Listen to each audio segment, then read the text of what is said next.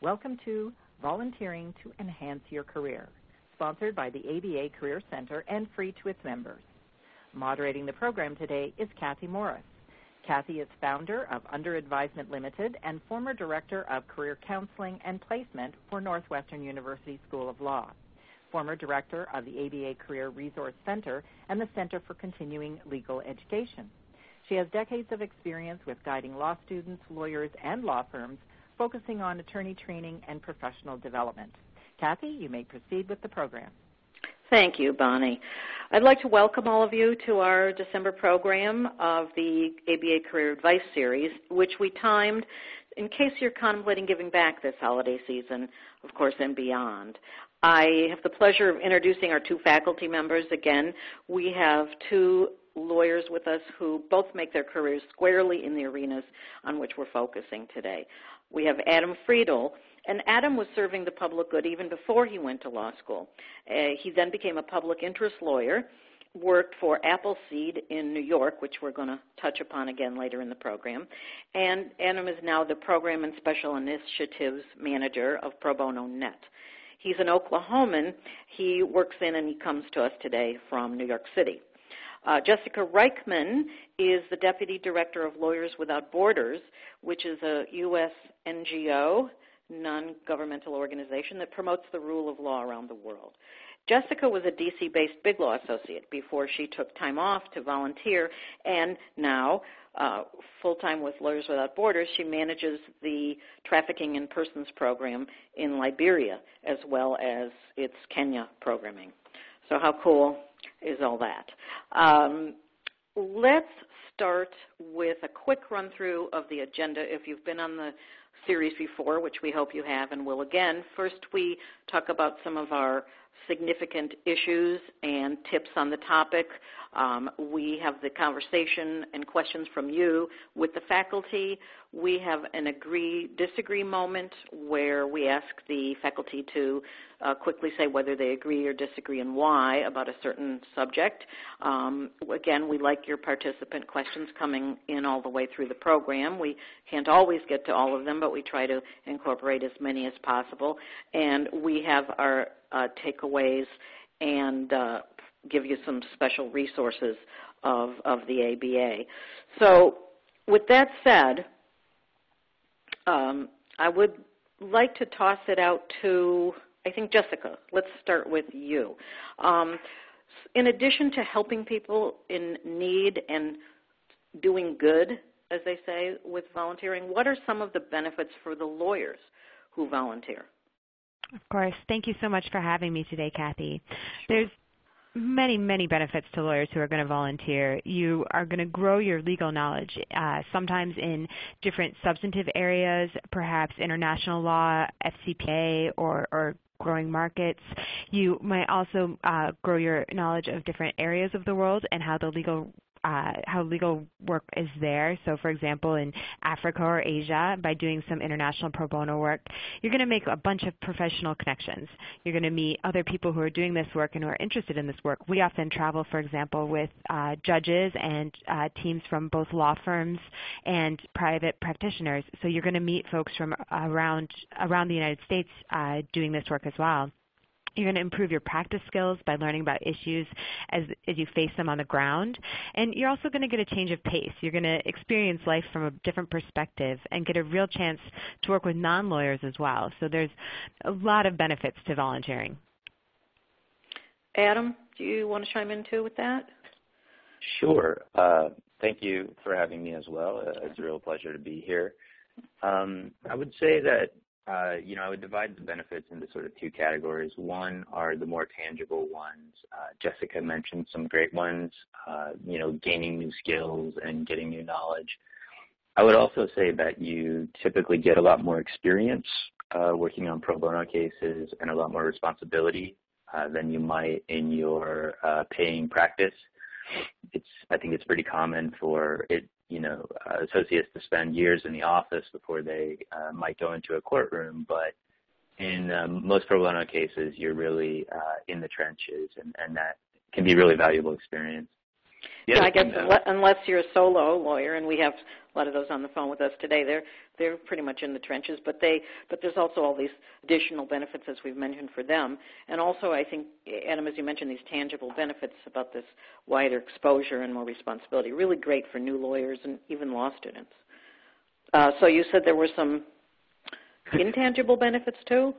Yeah, I always like to point this out when I talk about pro bono with folks. I think that as lawyers and law students, we get in this mindset of saying, it's doing good work is it's important to do good work, but what can we get out of it too? And I think that's that's an important question, but I don't think we should take the first part for granted. Doing sort of good work is really, really important and makes an enormous difference in people's lives. A lot of these cases, you may have the opportunity to, save someone from eviction or keep someone's family together, and that can be incredibly rewarding in itself. Yeah. Well, thank you for making that point. I mean, I think we all agree that's really, really important. And, that's why I say, especially at this time of year, to, refresh yourself, but also take seriously one of the reasons we became lawyers, I think, to help people, and don't always get a chance to do that in our day jobs. Now, in terms of the job market, I wanted to also follow up with that as an actual benefit for lawyers who volunteer. And here, let me harken back a second to the program description, because I wanted to remind our listeners. We found this recent survey, and it said an impressive 41% of employers said that they had considered volunteer work as important as paid work, when they look at people's resumes. And also 20% said they had actually made a hiring decision based on volunteer work.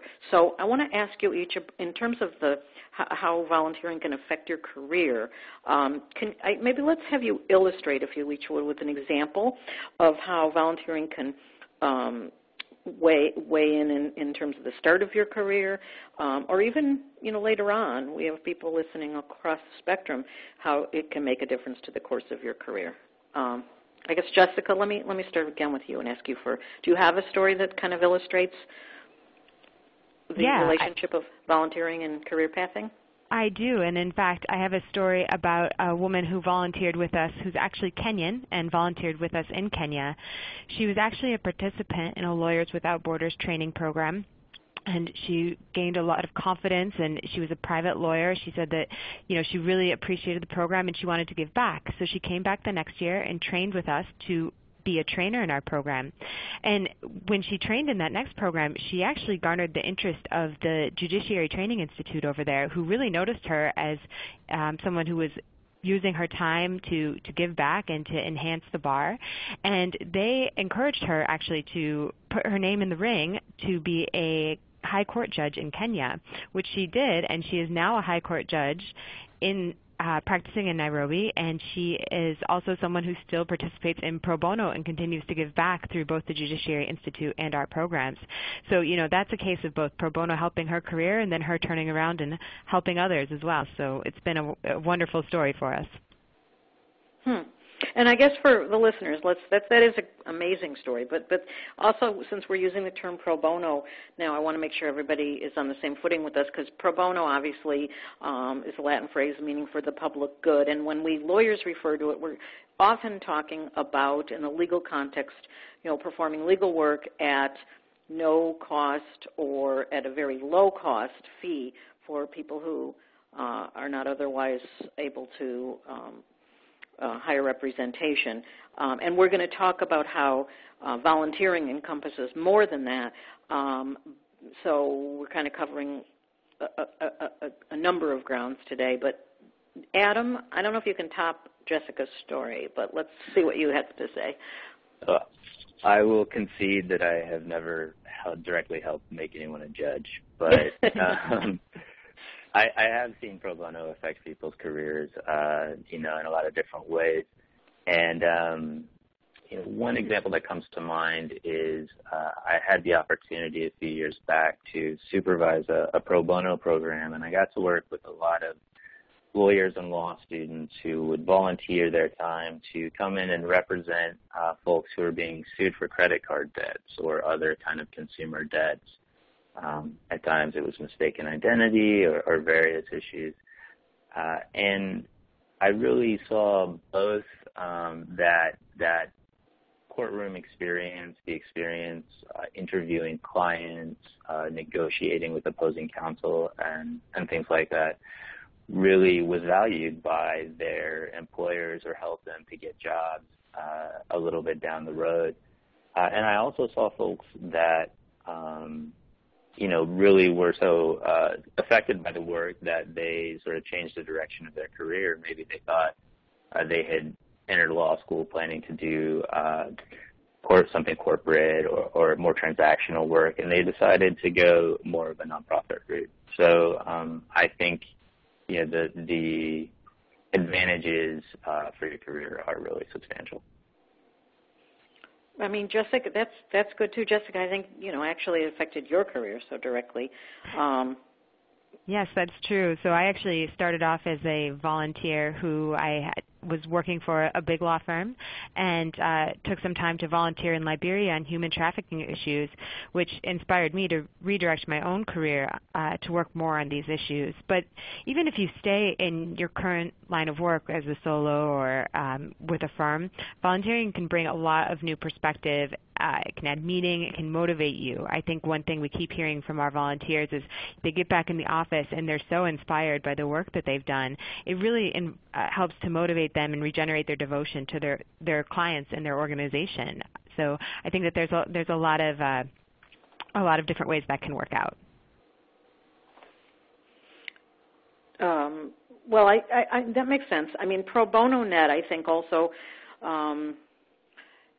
does that too. I think, Adam, helping sort of affect the career, even if you stay where you are in other ways. Yeah, we definitely try. At Pro Bono Net, our overall mission is to use technology to increase access to justice. And we do that in a number of different ways, but one of the big ones is providing tools and resources for lawyers to be able to feel more confident in the pro bono work that they do and find opportunities to do it. So we develop things like document assembly platforms that will help a pro bono attorney sort of walk through the creation of a pleading or a document for a client, especially if they're not familiar or this is not the area of law that they practice every day. It can really, I think, really help them to sharpen their skills and make sure that they are giving the client the best service they can. Speaking of that and tech, I mean, it occurs to me too that, a lot of lawyers, may not want to use their volunteer time doing things, that they kind of do during the day. They might want to do, something different. So let's talk about that in terms of asking you about some kinds of volunteer work, like using technology, as Adam mentioned, to help others that is not this traditional pro bono lawyering. Can we kind of broaden the discussion a little bit that way? Adam? Yeah, sure. I think that there are a lot of opportunities to contribute to help folks in a, at least tangentially legal way without doing sort of traditional pro bono representation. Just sticking with technology for a minute, we work on, we develop new apps and new programs to do various tasks. One that we worked on recently with some great students at Georgetown Law was an online screening app, and it allows social workers to go out and do basic legal screenings for their clients and really help them understand who needs to get referred to a lawyer, who has urgent issues. And that that was basically built by lawyers and law students using that background legal knowledge, but also doing something completely different, basically building a computer program. So I think that there are lots of different ways to help. Right, and if you don't mind I jump in, Kathy, Sure, go ahead. I know lawyers who volunteer at animal shelters, for example, to have a completely non-legal experience.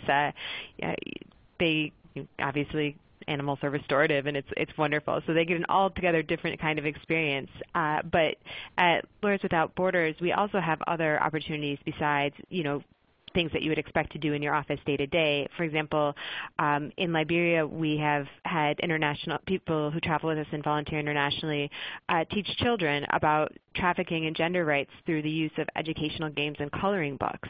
So that's just one example of things that are outside of the realm of your normal day-to-day practice. We also have other non-practice opportunities to work with NGOs, and there's many different activities. Is an NGO different from a nonprofit? Because I hear the term, and I'm not sure everybody really knows the answer to that. Generally, in my experience, people who work internationally refer to them as NGOs, and people who work domestically tend to refer to them as nonprofits, but essentially they're the same. Ah, that's interesting. That helps me. Also the ABA has a lot of referral sources for legal services, and I guess I'll say nonprofits and international NGOs and whatnot through its legal services and its international divisions and callers. I know it's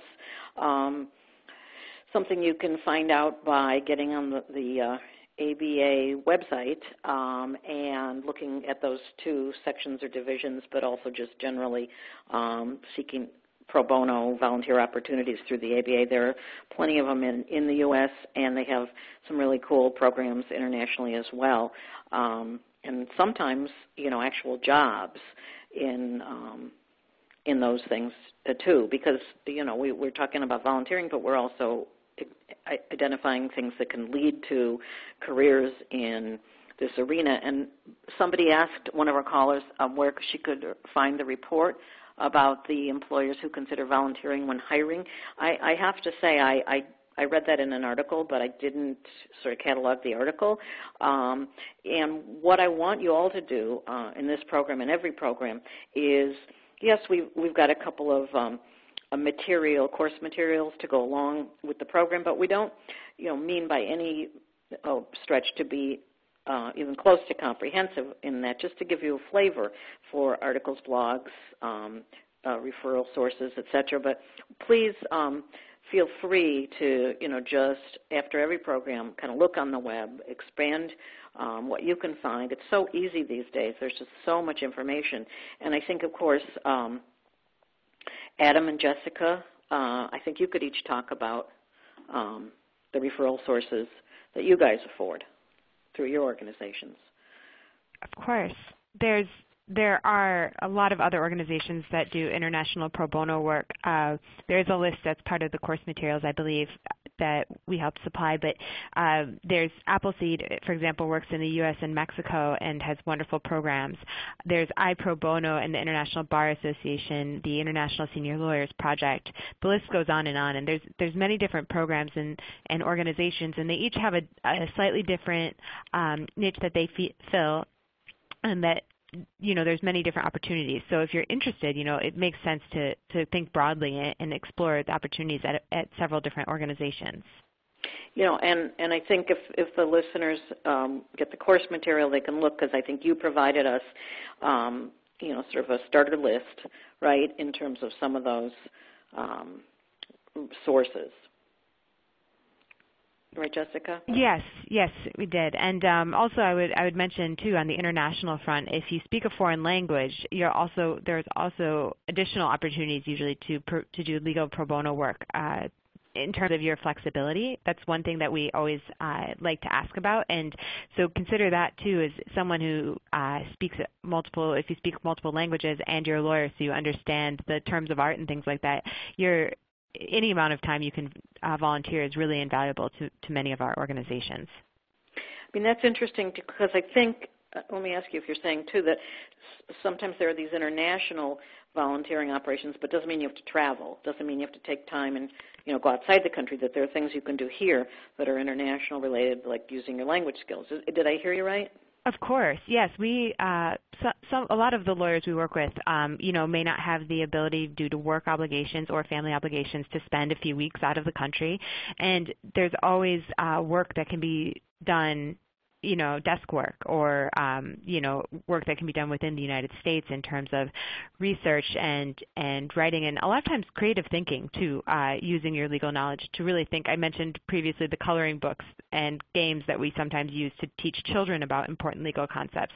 Well, a lot of that kind of work does happen on the U.S. side, so you don't necessarily have to travel to do what will end up being international pro bono work. Ah, okay, that helps. So Adam, did you mention that Pro Bono Net has lots of referral sources? I think that's one of your reasons for being, but can you talk about that a little bit more? Yeah, sure, I'm happy to. I just wanted to mention before we do that to follow on Jessica's point, foreign languages are also an enormous asset when doing pro bono domestically as well. If there are always clients who have trouble getting service because they have limited English proficiency, and in somewhere, I'm located in New York City, for example, and there are hundreds of different language groups here, and people who need assistance in Farsi and in Arabic and in all sorts of, Chinese and all sorts of different languages, and that's a really enormous asset that you can bring to the table. But yeah, in terms of referrals, at Pro Bono Net, we maintain a large resource, a large guide. It's called the Volunteer Opportunities Guide.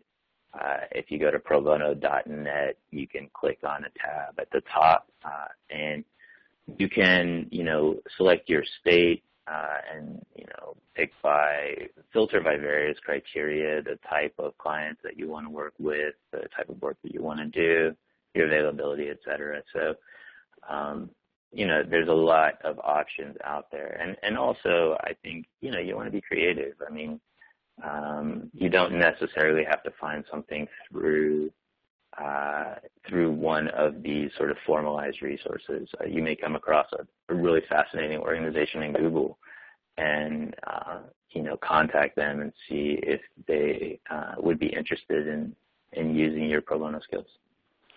Yeah, I think that's right. We kind of forget, some of the basics there as well as the specialized resources. And I have found, talking about technology, that LinkedIn is great because you could go and put in, NGO or something like that, and you'll get people who work in those areas, and then you'll get more ideas about what those might be. So I think using the resources we've kind of started you off with, looking for your own, because you know well what it is that really most speaks to you. Did you say, Adam, that it was probono.net, or is that how you get to your? I did. Probono.net. That's okay. Right. All right. And people would be looking for the Volunteer Opportunities Guide. I think somebody asked about that. Okay. So we want to encourage, our audience to go ahead and ask questions that they might have. I think we're covering some great ground with our speakers, but we always like to know, what you're thinking and what you'd like to know. And while you're doing that, let me see about changing up the pace a little bit and asking, I think, maybe starting with Jessica for a couple of these quick tips and some commentary, some points you want to emphasize. Could you give us a quick start on that, Jessica? Of course. So one thing I hear from many people who are thinking about volunteering is that they haven't done it yet. They haven't started the process because they're worried about a multitude of different things. But my first piece of advice would be don't hold back. Don't worry about whether or not you have the right experience. If you don't have experience in, say, international law, everyone is useful. Everyone has different skills to add at all stages. We work with law students. We work with young lawyers, senior lawyers, judges, law clerks. Every person out there has something to add. And sometimes we even have worked in the past with undergraduates, and they add a lot of enthusiasm, excitement, and energy, So I promise you, you will be valuable to our project, even if you haven't yet practiced law. And if you are in law school, you've already started to learn about to expand your legal knowledge. You've got probably analytical skills that will be useful on many, many projects. And the need out there is, it's great. There's a lot of need for volunteer work from attorneys. And so, whatever time you have, it's great to go ahead and reach out and get started. Kathy, would you like to jump on the next one as well? I would in a second, but let me, we thank you to the audience. We're starting to get, some good questions. So let me capitalize on that. And here's a question that I really didn't anticipate, since we're talking about all these referral sources and you don't need to be volunteering in a practice area. There's so many things you can do. And this caller said, how common is it to apply to volunteer and then not hear back from the pro bono organization? He said, that has happened to me twice, and it's easy to just throw away the concept after experiences like that. Let me assume that present company accepted, that he didn't reach out to either of your organizations, but have you heard of such stories? Because that's really disturbing. Yeah, this is Adam. Definitely that happens. It's unfortunate, and hopefully it doesn't happen that often, but I think it's important to keep in mind that a lot of nonprofit organizations are asking for pro bono help because they're short-staffed or they're overworked or, they don't have maybe as many resources as they would like to devote to, timely returning email and such. And, I think you just have to keep talking to folks. You talk to a lot of folks. It's in some ways, it's kind of like looking for a job, but more fun.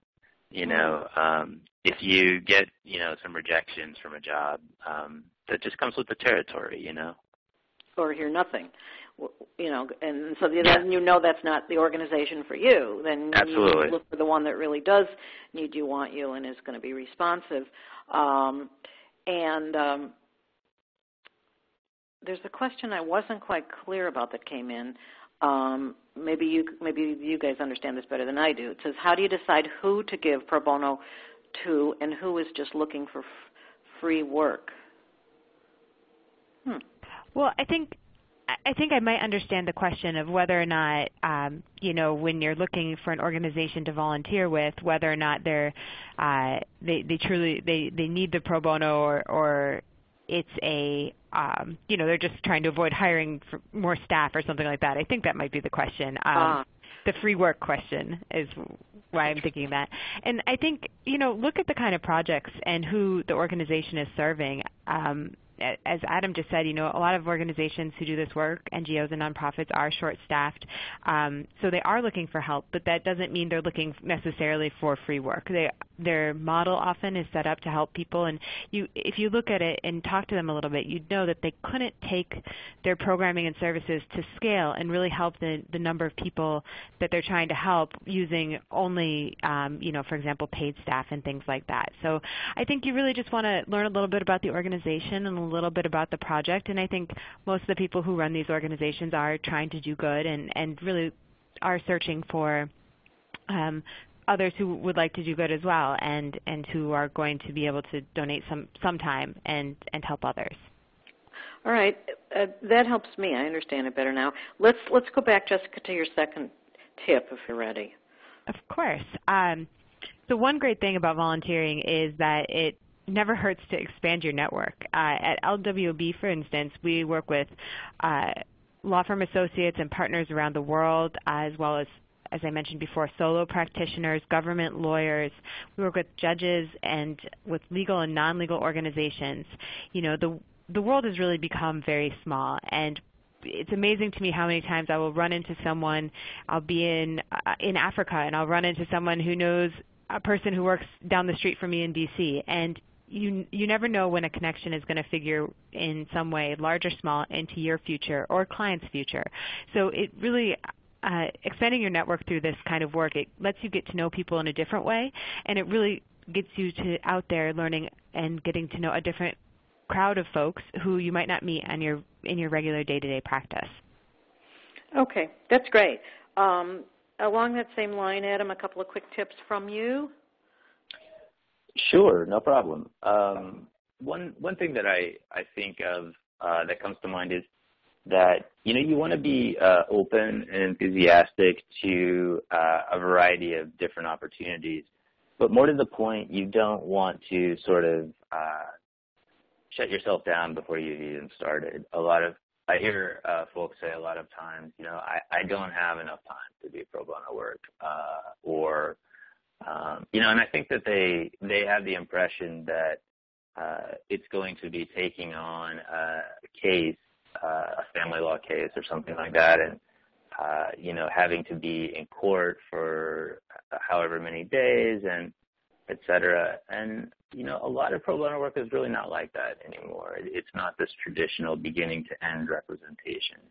There's a lot of limited scope volunteering opportunities, volunteer lawyer for the day projects, the opportunity to just counsel somebody briefly in a walk-in clinic. And all of that stuff's incredibly valuable. And I think if you look around, you can definitely find opportunities that fit your schedule and your availability. And if something untoward comes up, do you work with them if somebody else has to help wrap something up? Let's say that they had good intentions, but they find they can't start, something. What happens then? Yeah, well, any organization, any pro bono program that's worth its salt is going to be, ultimately responsible for, I think, the experience of both the volunteer and the client, and should definitely be working with you to, address any needs or changes or things that you have. And absolutely. Okay. All right. I have some audience questions for each of you, but I think you had a fourth tip. Let's just finish the tips off about encouraging people just to. Oh yeah, sure. Do something. Yeah, sure. Well, I would just say, kind of following on what you mentioned earlier, Kathy, about holiday season, and you really want to just. It's a great opportunity to kind of start the year off on the right foot. To kind of make a New Year's resolution to do so many hours of pro bono this year. Maybe you don't know exactly what it's going to be yet, but it is just a really great time to get in that habit. Yeah, some of those big firms have that, pro bono challenge, I think, and the ABA. I think even though what we're saying is even though if you're not in an organization that sort of builds in the pro bono as part of your training or part of your professional obligations, that there's so much you can take advantage of out here, and we really wanted you to know about it. But here's a good question. Let me ask this to you, Adam, because this is, I think, an excellent question. It is, what are the risk management implications when you're helping others without reimbursement? And I guess that goes to the question of, malpractice insurance and all that stuff. Yeah, sure. So that's a really great question. It's a very important one. Different organizations handle this in different ways, but most larger organizations or court systems, et cetera, will either provide malpractice insurance for volunteers if they don't have it, or structure the attorney-client relationship in such a way that they would be covered by their firm or their organization's insurance. I know a lot of organizations that won't permit a volunteer to take on a client without making sure that they have insurance in one of those ways. So, it's because you personally don't have malpractice insurance, maybe you just come up out of law school or for whatever reason are just coming back to the practice. I don't think that should discourage you. You should obviously, talk about the issue with whoever you're working with, but that shouldn't stop you. That's interesting. You mentioned coming back to the practice, too. I guess pro bono really is valuable for people looking to reenter or people who are between jobs. It's great to keep your, credentials current and all that good stuff. Jessica, let me ask you a question because it comes in about international in particular, and it refers to, the same, insurance expenses, but more than that. It says when someone volunteers for international activities, is the volunteer responsible for travel, living, and insurance expenses, or does the agency one volunteers for generally cover that? Right, and that's an excellent question. And the answer to it, as so many good legal questions, is it depends. So it depends on which organization you're volunteering with, as well as the program oftentimes. So some organizations do fund travel. And your time is what you're giving pro bono. Many organizations you self-fund, which means you do pay your cost for your travel, your lodging, and any expenses on the ground. And so that's really something that you need to work out with the organization you're talking to. And, I would say that most of our attorneys actually do come to us and are self-funders. So they do pay their way to go on these programs and to do a lot of this work. But I would have to also add that, it shouldn't stop you, I don't think, from considering international opportunities, because despite the fact that these, the travel to, say, Africa can be a few $1,000s, we still have a wait list a mile long. So there's not very many places that you can get that kind of opportunity where it's that expensive to have this kind of opportunity, and people are still just lining up around the door. So I think it's enough of a life-changing experience that oftentimes people say it's worth it, and we have many repeat volunteers. So, people use the vacation time or, sort of their second career, encore time, right? For even if you can't afford it now or can't take the time now, right? Of course. And, we've also had some younger folks who have crowdsourced their funding. So and I would have to remember exactly what the website is, but I know that there are some places you can crowdsource funding for international projects, and they actually got their trip paid for in that way. And a lot of times there's also fellowships or scholarships for students to cover a lot of this travel. So there's ways to get creative about it as well. Okay, that's great. Let's go ahead, if you guys don't mind, for a minute to these sort of moments that I call agree-disagree. And I think, Jessica, let me ask you the first one. Do you kind of agree or disagree with the common wisdom, that I've heard a lot, that there are more pro bono opportunities for litigators than for transactional lawyers? I would disagree with that, actually. I think that transactional lawyers can contribute a lot through their knowledge of corporate issues, through training, representing small businesses abroad who, maybe reviewing leases, advising international nonprofits about incorporating, helping negotiate agreements. There's a lot of work for international there's a lot of international work for corporate practitioners as well. All right. Well, that's good to hear. And I guess, you've been involved in training, and even people who aren't going to actually practice in corporate issues, they could do some training. They could, advise nonprofits, that type of thing. So some of it's, so to speak, pro bono legal work, and some of it is, beyond that, as we've discussed, right? Right, and I do think so. For example, we've had training programs in the past on money laundering, and corporate lawyers are fantastic at helping us understand the issues, as well as whoever we're working with in the training understand some of the issues around financing and issues like that. So there really is a niche for every person who's looking to volunteer. A couple of callers have asked about, speaking of niches, immigration work, and I have to assume that and that's a good example of how do you go about finding a particular niche of work. And we've said before, Google or go to the pro bono.net or look at Jessica's list for starters. Is that right? They can find, information about immigration opportunities for pro bono volunteer work? Yeah. Go ahead. I'm sorry, Adam. No, that's okay. I was just going to say that there are definitely a ton of opportunities to do immigration work, especially, with things like immigration reform, the president's recent order, DACA, et cetera. There's a ton of folks who need help. And one resource I would recommend for this is called the Immigration Advocates Network. Their website is immigrationadvocates.org. And this is a group of organizations who have come together to sort of provide services and information for immigrants, and I think that they are a good connection to a lot of opportunities. Okay, I had a feeling you guys would have some general and specific suggestions on that. Let me go to your agree-disagree moment, Adam, if you don't mind.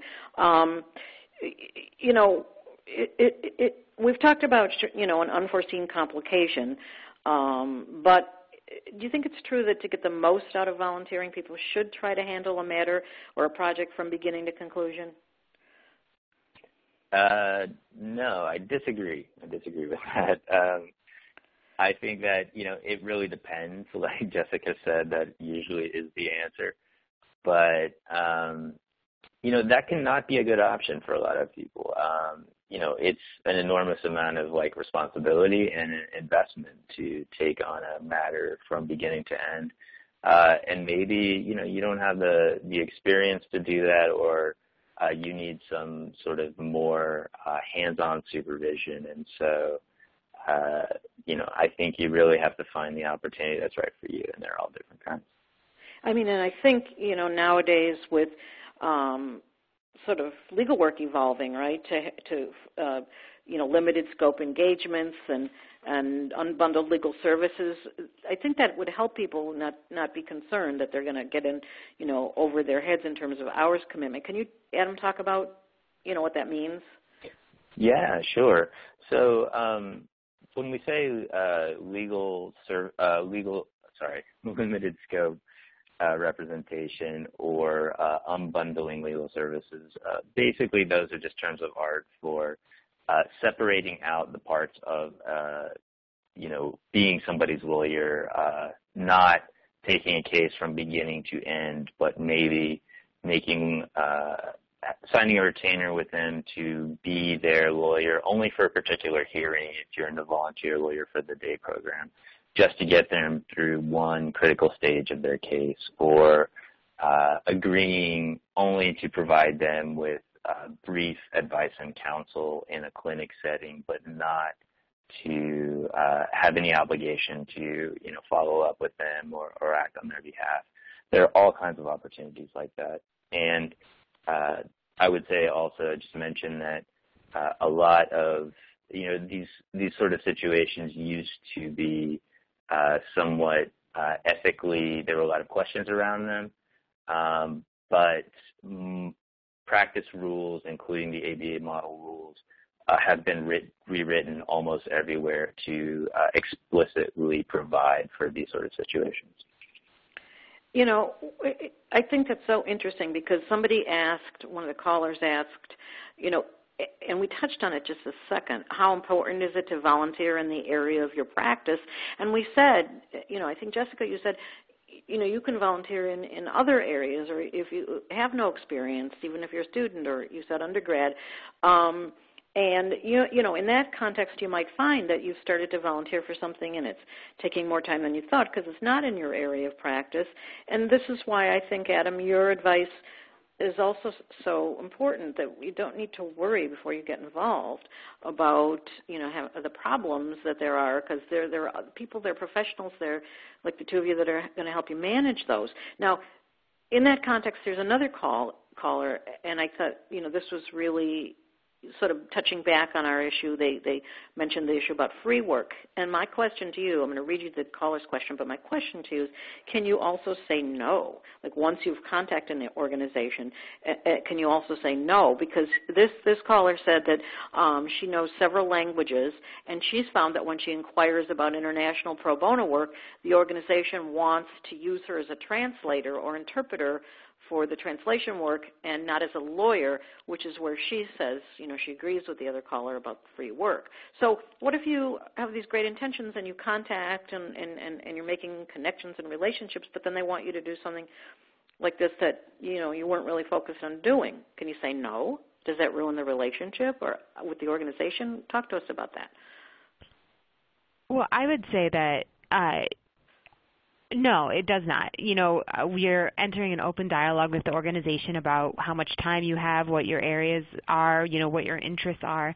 And I think it is some work to find a project that will align both your interests and needs at the same time. It's not always a case of you having to say no. Sometimes the organization might have to say not yet. We don't have an opportunity for every person at every given point in time, but we do try to keep track of the folks that have contacted us, and we definitely keep everyone in mind, and we have a database and things like that to contact those who might have the skill set when a new project comes up. And sometimes we'll reach out to folks and we'll say, this project came up, are you interested? And maybe it's not a good time for them. Maybe they're about to go to trial or something like that. And so, I think, and I would be interested if Adam has had a different experience, but we definitely have gone, back and forth with different people a bit, just trying to find the right opportunity that will work for both of us, because it's better to have an opportunity that we're all excited about and able to do than to come at it from the other angle of someone who contacts looking for one thing and ends up with something they're unhappy with and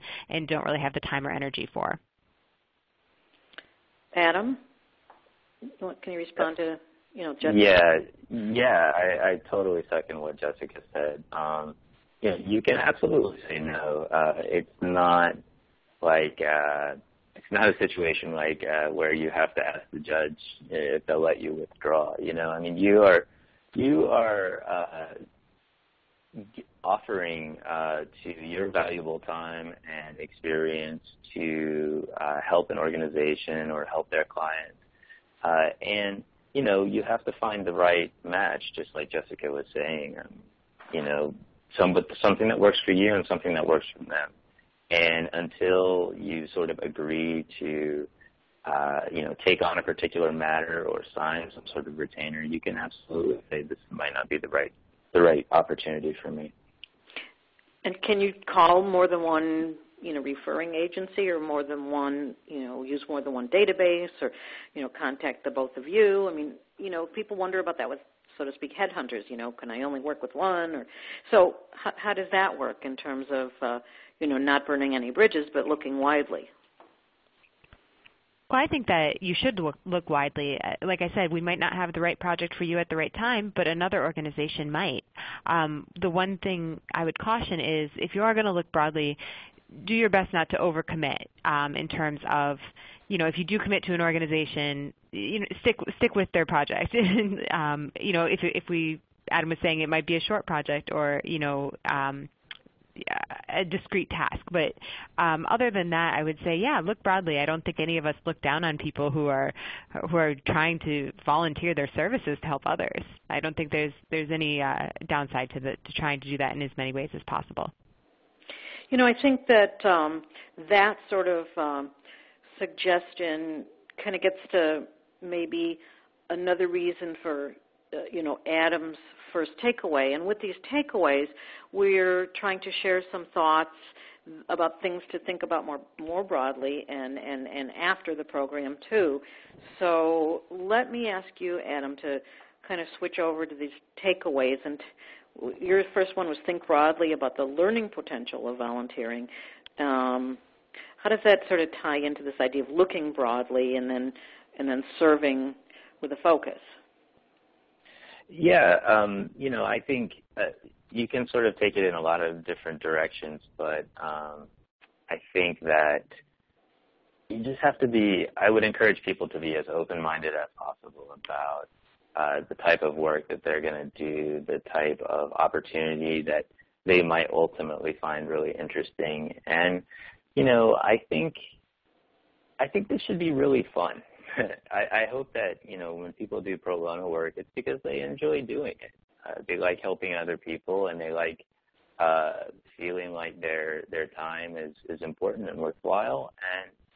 And, so I think that should be like the number one criteria, more so than, I only want to sort of focus in a very narrow area where I feel super expert or something like that. I think that if you find an opportunity that is fun and interesting, and you're a reasonably smart lawyer or law student, chances are you can make it work.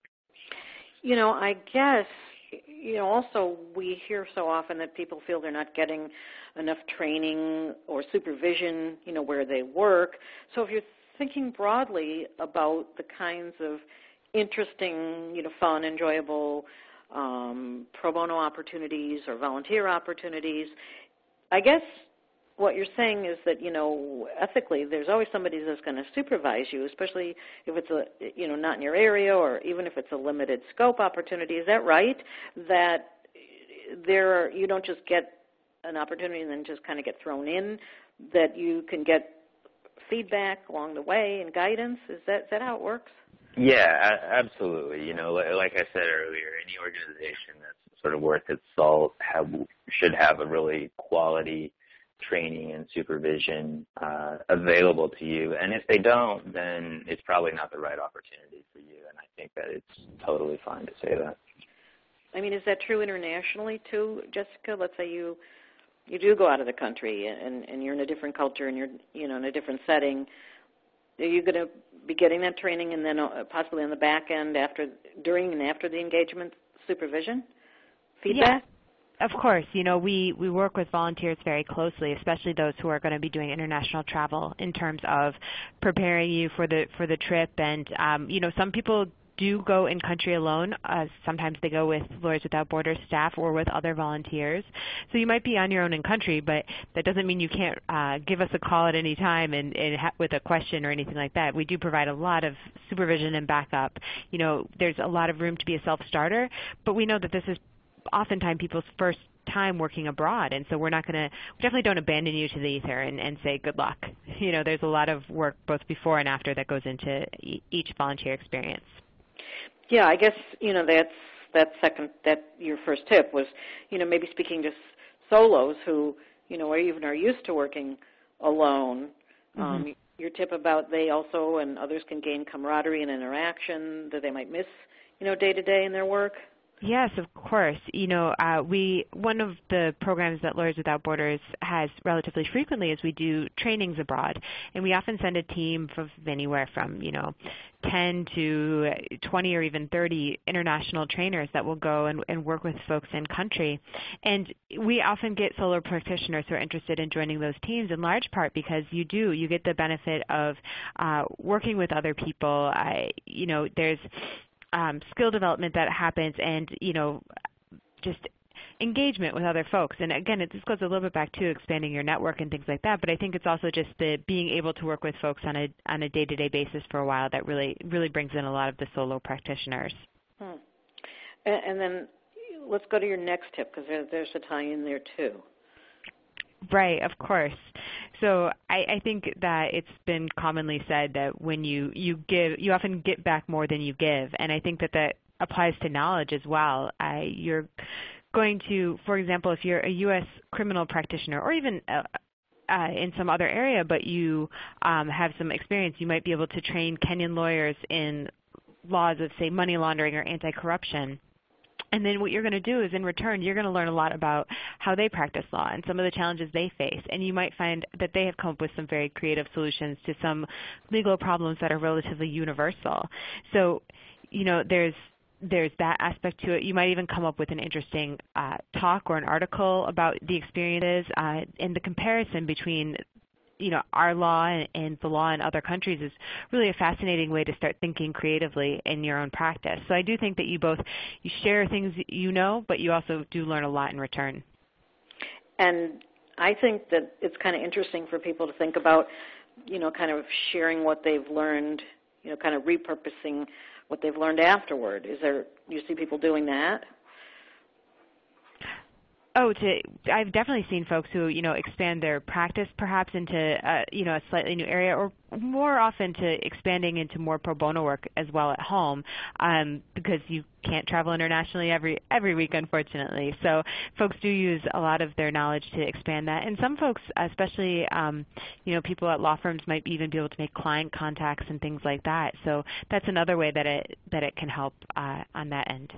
Yeah, and I guess, if people are always wondering, what can I speak about, what can I write about, that you can get your name out there even for the work that you're doing that you're not paid for, right? That even if you're not looking to be that kind of lawyer, it's still, I think, an opportunity for you to, make a name for yourself. Did you see, see what I'm saying about that? Am I right? Yeah, I think so too, and I think that again you're going to meet folks who are doing this work, and it'll get your name out there with other folks in the U.S. or we often work with folks in the U.K. as well who might be doing the similar work, and also it's an interesting thing to be able to talk to folks about when you get home. So I do think it helps on a couple of different levels. That's interesting.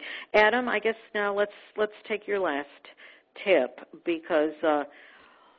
People may be thinking, okay, this is a lot of good information. It's kind of overwhelming. How am I going to find the right opportunity, et cetera? So your tip is? Yeah, so it's not as hard as you think. People like Jessica and I, we're here to help you find chances to help other folks. And there are all sorts of resources like the ones we've been talking about on Pro Bono Net or Immigration Advocates or the various avenues that Lawyers Without Borders provides. And if you're looking something and we can't point you directly to it, we probably know somebody who can.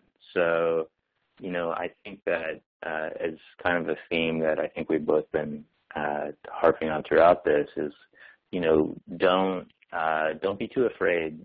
Don't not try because you think it's just going to be a real hassle.